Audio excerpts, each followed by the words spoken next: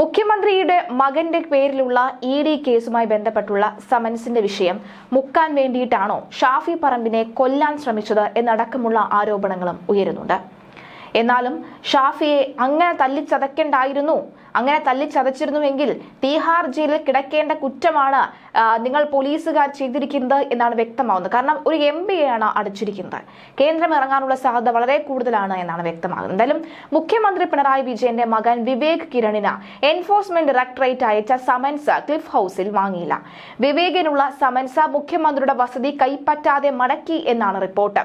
Vivek Kiran son of Pinarayi Vijayan, Cliff House, Thiruvananthapuram എന്ന വിലാസത്തിലാണ് summons അയച്ചത്.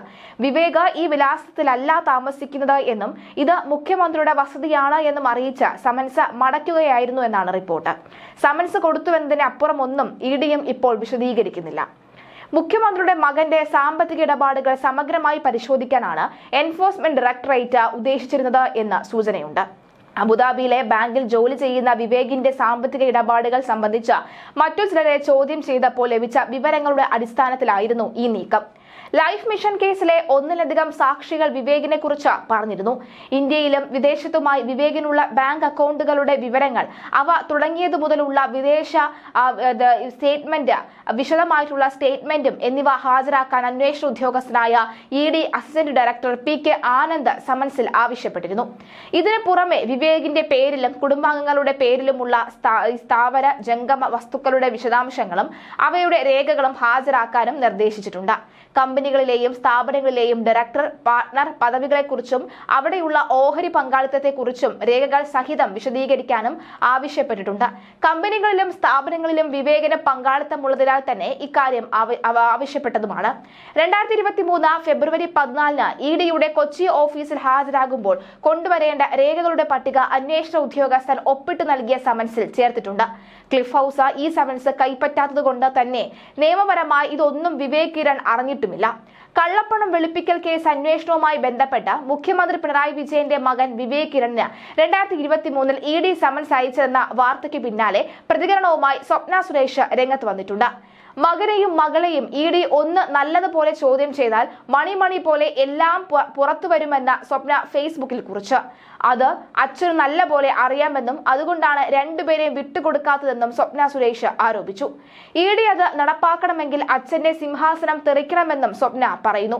ഇത് കേട്ടപ്പോൾ എനിക്കൊരു പഴയ സംഭവമാണ് ഓർമ്മ വന്നത്. 2018 ഞാനും പഴയ ബോസായ UAE കോൺസൽ ജനറലുമായി ക്യാപ്റ്റനെ കാണാൻ പോയി. ക്യാപ്റ്റന്റെ ഔദ്യോഗിക വസതിയിലായിരുന്നു കൂടിക്കാഴ്ച. അവിടെ വെച്ച ക്യാപ്റ്റനായ അച്ഛൻ തന്റെ മകനെ കോൺസൽ ജനറലിന് പരിചയപ്പെടുത്തുന്നുണ്ടായിരുന്നു. മകൻ UAE ബാങ്കിലാണ് ജോലി ചെയ്യുന്നത് എന്നും അവന് UAE ഒരു നക്ഷത്ര ഹോട്ടൽ വിലയ്ക്ക് മേടിക്കാൻ ആഗ്രഹമുണ്ടെന്നും അതിനുവേണ്ട സഹായം ചെയ്തു കൊടുക്കണമെന്നും കോൺസൽ ജനറലിനോട് ക്യാപ്റ്റൻ ആവശ്യപ്പെട്ടു എന്നാണ് സ്വപ്ന സുരേഷ് പറയുന്നത്. എന്തായാലും സ്വപ്ന സുരേഷിന്റെ പോസ്റ്റ് നമുക്കൊന്ന് വായിക്കാം. അത് കുറച്ച് ദീർഘമായ പോസ്റ്റ് തന്നെയാണ്. എന്തായാലും സ്വാമിയെ ശരണമയ്യപ്പ എന്ന് പറയാൻ സ്വപ്ന മറന്നിട്ടുമില്ലെന്നാണ് നമുക്ക് പോസ്റ്റ് കാണുമ്പോൾ വ്യക്തമാകുന്നത്. എന്തായാലും നമുക്ക് ആ ഒരു പോസ്റ്റ് വായിക്കാം. ഇപ്പോഴാണോ മലയാള മാധ്യമങ്ങൾ ഇത് അറിയുന്നത്? ഒരു സാധാരണക്കാരന്റെ മകനാണ് ഇഡി നോട്ടീസ് നെഗ്ലക്ട് ചെയ്തിരുന്നുവെങ്കിൽ അറസ്റ്റ്, ജയില്, കോടതി, വിചാരണ, അങ്ങനെ എന്തെല്ലാം കോലാഹലം ആയേനെ. മകനെയും മകളെയും ഇഡി ഒന്ന് നല്ലതുപോലെ ചോദ്യം ചെയ്താൽ മണി പോലെ എല്ലാം പുറത്തു വരും. അത് അച്ഛന് നന്നായി അറിയാം. അതുകൊണ്ടാണ് രണ്ടുപേരെയും വിട്ട് കൊടുക്കാത്തതും. അത് നടപ്പിലാക്കണമെങ്കിൽ അച്ഛന് സിംഹാസനം തെറിക്കണം.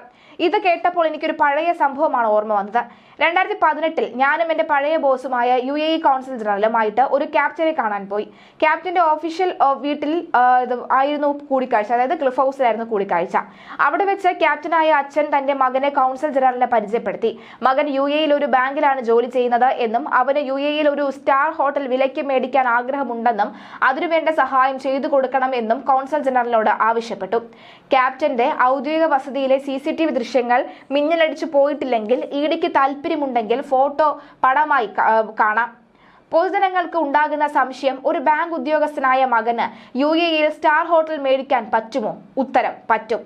അച്ഛന്റെ പദവി ദുരുപയോഗം ചെയ്ത് അച്ഛനും അമ്മയും സഹോദരിയും ഉണ്ടാക്കുന്ന കള്ളപ്പണം ഉണ്ടെങ്കിൽ പറ്റും. NB, വരും ദിവസങ്ങളിൽ കൂടുതൽ സത്യങ്ങൾ പുറത്തുവരും. നമുക്ക് കാത്തിരിക്കാം. സ്വാമിയെ ശരണമയ്യപ്പ. എന്ന് പറഞ്ഞ് നിർത്തുകയാണ് സ്വപ്ന സുരേഷ്. കൃത്യമായി തന്നെയാണ് സ്വപ്ന പറയുന്നത്. നിങ്ങൾക്ക് വേണമെങ്കിൽ ഇഡിക്ക് വേണമെങ്കിൽ അവിടുത്തെ CCTV പരിശോധിക്കാം. CCTV മിന്നലടിച്ച് ഇടിവെട്ടി പോയിട്ടില്ലെന്നുണ്ടെങ്കിൽ ഇതിനെക്കുറിച്ചുള്ള വ്യക്തമായിട്ടുള്ള ദൃശ്യങ്ങൾ അവിടെ തന്നെ ഉണ്ടാകും. അങ്ങനെയെങ്കിൽ കൃത്യമായി നിങ്ങൾക്ക് കാര്യങ്ങൾ മനസ്സിലാക്കാൻ സാധിക്കുമെന്നാണ് പറയുന്നത്. ഇവിടെ പിണറായി വിജയനും കുടുംബവും BJPക്ക് രാഷ്ട്രീയ പ്രതിയോഗികൾ അല്ല. അതുകൊണ്ട് സഖാക്കൾക്ക് ആസനത്തിൽ മുളച്ച ആലാണ് പിണറായി BJP ബന്ധം. അവർ അത് മറയായി ഉപയോഗിക്കുന്നു. മതില് ചാടിക്കടക്കാൻ മാത്രമല്ല, കേസ് ഒളിച്ചുവെക്കാനും കേന്ദ്ര ഏജൻസികൾക്കറിയാം. പ്രതി പിണറായി വിജയന്റെ മകനായിരിക്കണമെന്ന് മാത്രം. BJP നേതാക്കൾക്ക് ലഭിക്കുന്നതിലും വലിയ പരിഗണന പിണറായി വിജയന്റെ മകന് ലഭിക്കുന്നു എന്നത് ഇതോടെ മനസ്സിലായി കഴിഞ്ഞു. മുട്ടയിട്ട കോഴിയെ പോലെ ശബ്ദമുണ്ടാക്കാറുള്ള ED ഒരു സമൻസ് പിണറായി വിജയന്റെ മകൻ അയച്ചിട്ട് 2 വർഷം. ED അതിനു മുകളിൽ അടയിരിക്കുന്നു എങ്കിൽ എന്തെങ്കിലും BJP നേതാവ് അല്ലെങ്കിൽ ഏതെങ്കിലും ഒരു BJP നേതാവ് ഇടപെട്ട് കാണാം. ആരാണ് ആ BJP നേതാവ്? പോത്തിന്റെ കടിയും മാറും, കാക്കയുടെ വിശപ്പും മാറും എന്നൊരു പഴഞ്ചൊല്ലുണ്ട്. അതല്ലേ നമ്മൾ കാണുന്നത്? പിണറായി വിജയനും കുടുംബവും എന്ത് ചെയ്താലും BJP സംരക്ഷിക്കും. കാരണം BJPക്ക് അവരുടെ സഹായം ആവശ്യമുണ്ട് എന്നാണ് പറയുന്നത്. അതായത് പിണറായി വിജയനും, അതായത് ഇതൊരു സാധാരണക്കാരന്റെ പ്രതികരണമാണ്. അതായത് നമ്മൾ കരുതിയിരുന്നത് ED ഞങ്ങൾ ഒരുപാട് വിശ്വസിച്ചിട്ടുണ്ട്. ED കൃത്യമായി തന്നെ ഇതിനൊരു നടപടി സ്വീകരിക്കുമെന്നാണ് കഴിഞ്ഞത്. പക്ഷേ കഴിഞ്ഞ 2 വർഷത്തിന് മുൻപേ അയച്ച ഒരു സമൻസിൽ ED ഇത്രയും നാൾ അടയിരിക്കുന്നുണ്ടെങ്കിൽ സാധാരണക്കാരന്റെ ചോദ്യം ഇതാണ്: എന്തുകൊണ്ടാണ് നിങ്ങൾ കൃത്യമായ നടപടി സ്വീകരിക്കാത്തത് എന്നുള്ളതാണ്. അതിൽ താഴെ വന്ന് മറ്റൊരു കമന്റ് കൂടി നോക്കുകയാണെങ്കിൽ, പിണറായിയിലും കുടുംബത്തിലും അന്വേഷണത്തിന്റെ കുന്തമുന എത്തുമ്പോൾ കേരളത്തിന്റെ കേന്ദ്ര ഏജൻസികൾക്ക് മുട്ടിടിക്കുന്നത് എന്തുകൊണ്ട്? ആരാണാവോ പിണറായിക്ക് സംരക്ഷണ കവചം ഒരുക്കുന്നത്? ലൈഫ് മിഷൻ തട്ടിപ്പ് കേസിന്റെ അവസ്ഥ എന്താണ്? വിവേകിന്റെ അമ്മായപ്പനെതിരെയുള്ള AI ക്യാമറ പർച്ചേസ് സ്കാം ആവിയായി പോയോ? ED ഓഫീസിൽ ക്യാമറകളെ വെട്ടിച്ച് ഓടിക്കയറിയ പിണറായിയുടെ അഡീഷണൽ പ്രൈവറ്റ് സെക്രട്ടറി CM രവീന്ദ്രന്റെ ഒരു രോമത്തിൽ പോലും തൊടാൻ കഴിഞ്ഞോ EDക്ക്? തൊടാതിരുന്നത് എന്തുകൊണ്ടാണ്? മുഖ്യതെല്ലാം പുറത്തു വരുന്നുണ്ട്. സകുടുംബം കൊല നടത്തിയവരെ പൂട്ടാനുള്ള അസംഖ്യം തെളിവുകൾ ഉണ്ടായിട്ടും കസ്റ്റംസ്, EDയും CBIയും ചെറുവിരൽ പോലും അനക്കാത്തത് സംശയത്തിന് ബലപ്പെടുത്തുന്നുണ്ട്. കൊത്തി മുറത്തൽ കയർ കൊത്തുന്നവൻ സ്വാമി അയ്യപ്പന്റെ സ്വത്തുവകകൾ കൂടി അടിച്ചുകൊണ്ടുപോയി തൂക്കി വിറ്റിട്ടും കൊള്ളസംഘത്തലവനെ കയറൂരി വിടുന്നതല്ലേ കാണുന്നത്? കള്ളന് കഞ്ഞി വെച്ചവരെന്നും കൽത്തുറങ്കിൽ അടക്കേണ്ടതാണ് എന്നാണ് പറയുന്നത്. സമൻസ് കിട്ടിയിട്ടും പിണറായിയുടെ മകൻ ED ഉദ്യോഗസ്ഥർക്ക് മുന്നിൽ ഹാജരാകാതിരുന്നത് എന്തുകൊണ്ട്? തുടർ നടപടികളിലേക്ക് ED കടക്കാതിരുന്നത് എന്തുകൊണ്ട്? ആരാണ് പിണറായി കുടുംബത്തിന്റെ സംരക്ഷകൻ? പ്ലീസ് നാറ്റിക്കരുത്. പെൻഷൻ കാശ് കൊണ്ട് ഉണ്ടാക്കിയതാണ് ഈ ബിസിനസ്, അതുകൊണ്ട് നാറ്റിക്കരുത്. ഞങ്ങളോട് അല്പം സ്നേഹമുണ്ടെങ്കിൽ എല്ലാ തെളിവ് സഹിതം പുറത്തുവിടുക. ഒരു നേരത്തെ ഭക്ഷണം, അതുപോലും ഒരു ചെറിയ വീടില്ലാത്ത ഒരുപാട് ആളുകളുണ്ട് ഇവിടെ. അപ്പോൾ എല്ലാം മുക്കാൻ ഒരു കുടുംബം സധൈര്യം ഇറങ്ങിത്തിരിക്കുന്നത്. ചുമ്മാതല്ല ഇടയ്ക്കിടെ ഡൽഹിയിൽ പോയി അമിത്ഷായ്ക്ക് ഒരു ചുണ്ടൻ വെള്ളം സമ്മാനിച്ചു കൊടുക്കുന്നത്. ഇപ്പോഴല്ലേ കാര്യം പിടികിട്ടിയത് എന്നൊക്കെ തന്നെ പറയുന്നുണ്ട്.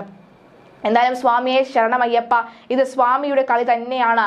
ഞാനും എൻ്റെ കുടുംബവും അത് മാത്രം കേരളത്തിന് കോരന് കഞ്ഞി കുമ്പിളിൽ പണ്ട് എന്നൊക്കെ പറഞ്ഞ നിരവധി കമന്റുകളൊക്കെ തന്നെ ഒരുപാട് വരുന്നുണ്ട്. എന്തായാലും സത്യത്തിൽ ഇത് സാധാരണക്കാരുടെ ആവലാതിയാണ്, വേവലാതിയാണ്. ഇത്രയും ശക്തിയുള്ള അയ്യപ്പന്റെ വസ്തുവകകൾ അടിച്ചു മാറ്റുമ്പോൾ ഇവരുടെ കൈ വിറച്ചില്ലെന്നുണ്ടെങ്കിൽ സാധാരണക്കാരന്റെ പാത്രത്തിൽ നിന്ന് കൈയിട്ട് വാരാൻ ഇവരുടെ കൈ ഒരിക്കലും മടിക്കുകയില്ല. അത് തന്നെയല്ലേ ഇവർ ചെയ്തുകൊണ്ടിരിക്കുന്നത്. ഇങ്ങനെ വിറ്റും കട്ടും തിന്നു കഴിഞ്ഞാൽ ആ ഭക്ഷണം എങ്ങനെ ശരീരത്തിൽ പിടിക്കും എന്നുള്ള ചോദ്യമാണ്. എങ്ങനെ ഈ സാധാരണക്കാരുടെ ശാപം നിങ്ങൾ എവിടെ കൊണ്ട് കളയും എന്ന ചോദ്യമാണ്.